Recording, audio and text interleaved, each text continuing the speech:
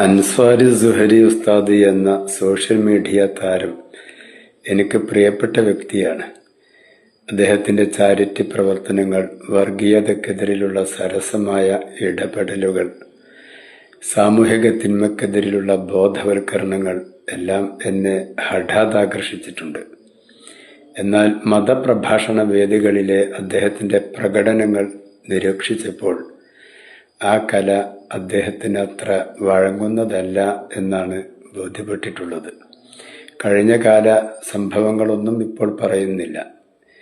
ഇന്നലെ കണ്ട ഒരു വീഡിയോ മാത്രമാണ് ഈ ഒരു പോസ്റ്റിന് നിമിത്തമായത്.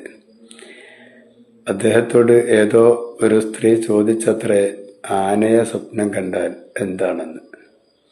അതിന് അദ്ദേഹം ഒരക്കെയാണെന്നേറ്റ് മറുപടി പറഞ്ഞത്.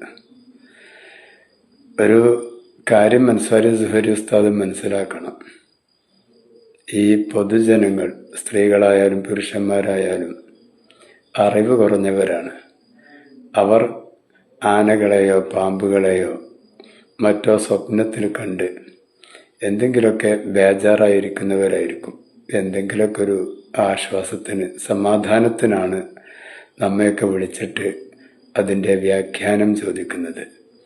വ്യാഖ്യാനം പറയാൻ അറിയില്ലെങ്കിൽ അദ്ദേഹത്തോട് ചോദിച്ചിരിക്കുന്ന ആളുകളോട് അവർക്ക് മനസ്സിൽ സന്തോഷം പകരുന്ന ഒരു വിഷമങ്ങളൊന്നും ഇല്ലാത്ത വിധം പോസിറ്റീവായി എന്തെങ്കിലും പറഞ്ഞ് സമാധാനിപ്പിക്കുക.